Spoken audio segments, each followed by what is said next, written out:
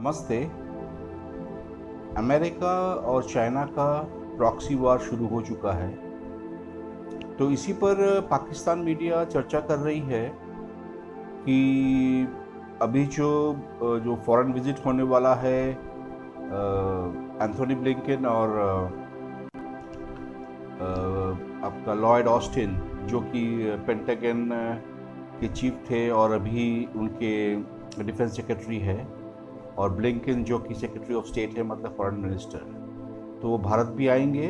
पर ब्लिंकन नहीं आ रहे हैं, सिर्फ ऑस्टिन आएंगे, क्योंकि बेसिकली डिफेंस पैक्ट के ऊपर बातें करना है इंडिया में। तो इसको तो वो पाकिस्तान मजाक की तरह बोल रहे हैं, पर आप पहले इनकी चर्चा सुनिए, इसके बाद मैं आपको समझाऊंगा कि हो क्या रहा है इस खित्ते में, और अमेरिका क्या कर रहा है, भारत क्या कर रहा है, और पाकिस्तान इसमें कहाँ फंसा पड़ा हुआ है।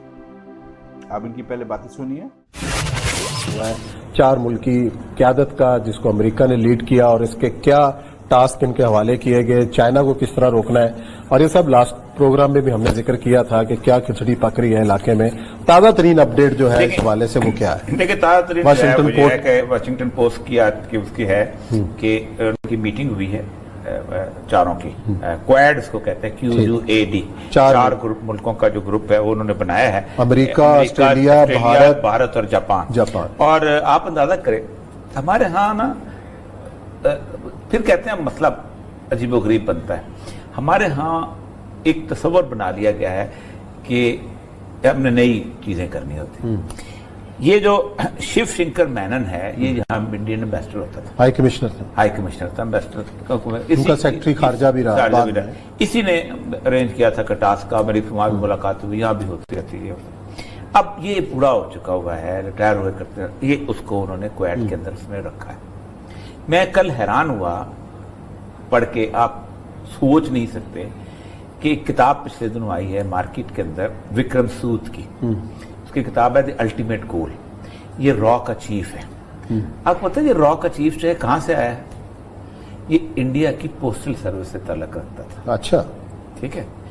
और वो कहता है कि मैं जिस बंदे से मुतासर हुआ था, रामन जो था, जो रॉ का जो बानी था, वो आपको पता है कौन था? वो इंडियन एडमिनिस्ट्रेटिव सर्विसेज का DMG का था उनके। अच्छा, जिसने रॉ बनाई थी। और जिस बंदे से उसने चार्ज लिया था, जिस बंदे ने सुबरान का पता नहीं क्या, इसके रॉ के चीफ का, वो पुलिस सर्विस से था। और उसकी जो किताब है अल्टीमेट गोल, इतनी बड़ी किताब है जिसकी हिसाब ही नहीं। मसला सारा ये है कि पाकिस्तान में हमने हर चीज को तबाह करने की कोशिश की।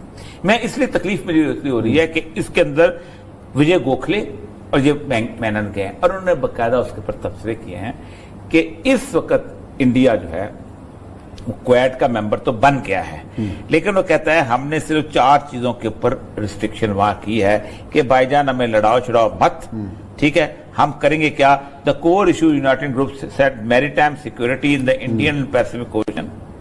The agenda includes joint naval exercise, disaster relief, anti piracy effort and environmental activities. लेकिन हमें कहा गया है कि नहीं, आप तैयारी किसी और तरह की करो। और उसके ऊपर उसने कहा है कि एक बात याद रखें कि China, India has now to at least recognise that there is something to the China threat. कहते हैं इंसान के बच्चे बनो, अपने आप को इसके अंदर। ये होते हैं जो ट्रेन होते हैं। आप मुझे ये बताएं, इतने सारे हमारे ISI के चीफ गुजरे हैं, हमारे इंटेलिजेंस के चीफ गुजरे हैं, किसी बंदे ने अल्टीमेट गोल लेवल की कोई किताब नहीं लिखी। और वो पता क्या है? एक लिखी थी, वो मुतनाज़ा हो गई। नहीं, वो तो दोनों गुफ्तगू थी सर। वो कल सुबह जनरल लॉयड ऑस्टिन और एंथनी ब्लिंकन अगले 4 रोज के लिए जापान और साउथ कोरिया पहुंचेंगे। और जापान और साउथ कोरिया पहुंचने के बाद वो ना सिर्फ ये 2+2 कॉन्फ्रेंस, 2 लोग जा रहे हैं ना, तो वहां से 2+2 है, यहां से भी 2, वहां से भी 2, उनके भी ये। लेकिन सेक्रेटरी डिफेंस पहली दफा मुझसे निकल रहा है जी। सेक्रेटरी स्टेट पहली दफा मुझसे ट्रैवल कर रहा है अमेरिका का। ये बहुत इंपॉर्टेंट है कि वो चाइना को, इस रीजन को उनकी क्या अहमियत है, ठीक है। ये पूरा जो सफारतकारी भी और जंग भी और सब कुछ, चाइना स्पेसिफिक। तो बात यह सारी कि अब वो यहां पर पहुंचेंगे तो यहां पहुंच के वो 4 दिन यहां रहेंगे, उसके बाद एंथनी ब्लिंकन निकल जाएंगे अलास्का, और लॉयड ऑस्टिन दौरा खत्म होने का जो आखिरी मरहला का उस पर आ जाएंगे इंडिया, और इंडिया आने के बाद वो इंडिया उनका पहला दौरा होगा। अच्छा, ये फिजिकल दौरे हो रहे हैं, यानी ये वो वर्चुअल दौरे नहीं है, तो इसमें अब इंडिया वो आएंगे। जो जा रहे हैं, ये दोनों शख्सियत जा रही हैं जापान और साउथ कोरिया, तो वहां पर इनकी पार्लियामेंट के लोगों से, अपोजिशन, हुकूमत, इनसे बात हो रही है, और इनकी बात हो रही है वहां पे सेक्रेटरी स्टेट है ना, तो सेक्रेटरी स्टेट की बात हो रही है वहां पे, मीडिया से इंटरेक्शन हो रहा है, और मीडिया के सिविल सोसाइटी से इंटरेक्शन हो रहा है। सेक्रेटरी स्टेट इंडिया नहीं आ रहे, क्योंकि इंडिया आएंगे तो इंडिया में बात किससे करेंगे?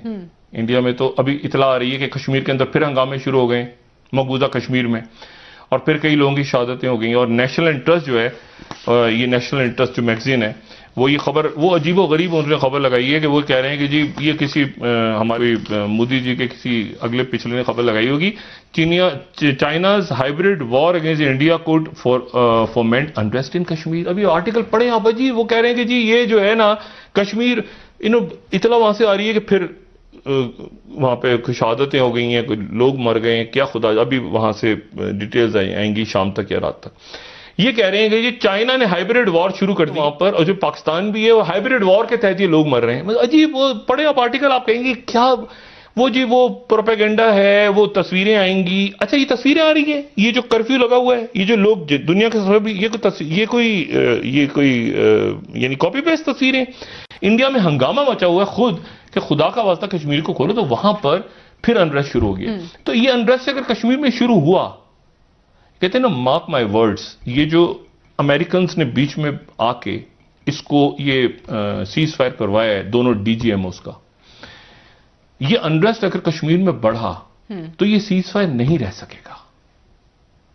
ठीक है, ये सीज फायर नहीं रह, इस सीज फायर की कोई शर्त अमेरिकन अगर बीच में आए हैं, कश्मीर के ऊपर मोदी को रोकना होगा।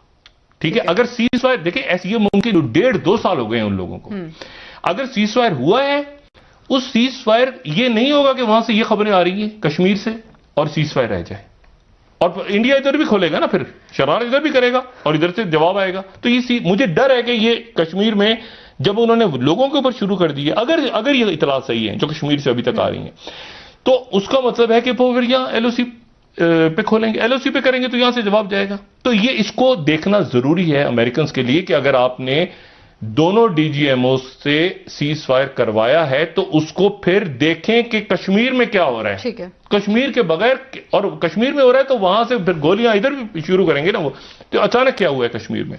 Point number 1। पॉइंट नंबर 2, क्यों नहीं आ रहे वो Anthony Blinken India, secretary state है, ये तो डिफेंस सेक्रेटरी आ रहे हैं ना, वहां सेक्रेटरी स्टेट 2 मुल्कों में जा रहे हैं, तो वहां बात कर रहे हैं डेमोक्रेसी। यहां किससे बात करेंगे? ऑपोजिशन, लोग, मुजाहिरे, किसान, गोलियां। यही मामला हमने पाकिस्तान में ठीक करना है, सियासी इस्तेकाम इसलिए लाना है ताकि लोग, इंडिया नहीं जा रहा ना, इंडिया सेक्रेटरी डिफेंस आ रहा है, सिर्फ वो जाएगा जाके उनका जो उनके राजनाथ से उनके डिफेंस के लोगों से मिल लेगा। आपने, चूंकि डेमोक्रेसी हिली हुई है ना इंडिया की, जैसे आपके यहां कुछ सिस्टम नहीं समझ आ रहा, अदम इस्तेकाम है सियासी तौर पे, इसको ठीक करें। देखिए, चाइना इस वक्त अपनी पूरी की पूरी जो मुख्य लड़ाई के, इमरान खान नहीं जाना चाहते थे, उनको उठा के वहां भेजा गया श्रीलंका के चौक, और पता है कि नहीं जाना चाहते सब खबरें इंटरनेशनल, अच्छा, दुनिया में घूमी हुई, दुनिया में बात होती है। आगो दुनिया में तो पूरी दुनिया में अखबारें उठा के देख ले कि हफीज शेख क्यों गया, दुनिया तो बात करती है, दुनिया तो यही बात करती है कि पाकिस्तान का सीज फायर। ये मैं आपको पढ़ देता हूं, ये जो उसने कहा है कि पाकिस्तान, ये Biden approach, the Pakistan must be under pressure from India, the new US administration as well as China, there are indications that the Biden administration will adopt a nuanced approach with China in its own economic and strategic interest. वो कहता है वो China को भी कुछ करेगी, पाकिस्तान को भी करेगी, ताकि कश्मीर का। अच्छा। मैंने कहा एक इंडियन, एक बाइडेन ने एक लाइन दी है उस्मान साहब, इस लाइन को कोई नहीं पढ़ा, ये अमेरिकन लाइन है कि अगर हम कश्मीर का मसला हल किए बगैर अफगानिस्तान से निकल गए तो दुनिया के सारे जहादी कश्मीर में जमा हो जाएंगे। अच्छा। ये किसको थ्रेट है?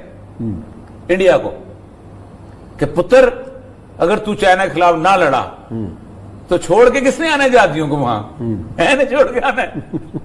बचाना किसने है? मैंने बचाना है। असला किसने देना है? मैंने देना है। ठीक, वो कहते हैं तो इसलिए सीज फायर हुआ है आपका। सेकंड के कान पकड़ के जो सीज फायर कराया गया है। और जो 2 लोग पाकिस्तान के वो ब्लैक बैक, सब पूरी दुनिया में अखबारें उठा लें कि पाकिस्तान से कौन गया था ब्लैक चैनल पे और वहां से कौन गया था, सबको पता है। फिर हमें कहेंगे जी तुम नाम लेते हो। ठीक है, असल मसला ये है कि बुनियादी तौर पर ये सब खिचड़ी पक गई हुई है।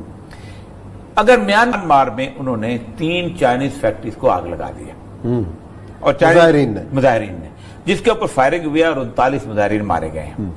और उसके बाद सूरत हाल ये है कि वो कहते ये हैं, रिपोर्ट से कहते हैं कि ये मुजाहिरीन नहीं थे जिन्होंने आग लगाई है। कौन थे ये मोटरसाइकिल सवार कुछ आए हैं और वो उन्होंने बाकायदा प्लान, और अमेरिकन ने उनको खास तौर पर ट्रेन किया हुआ था इस तरह।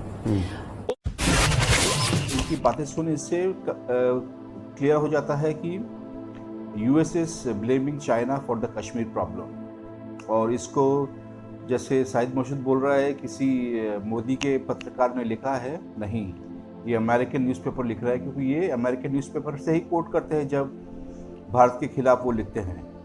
तो उन्होंने क्लियर कर दिया है कि जो कश्मीर में जो कुछ हो रहा है, it is completely been sponsored through Pakistan by China.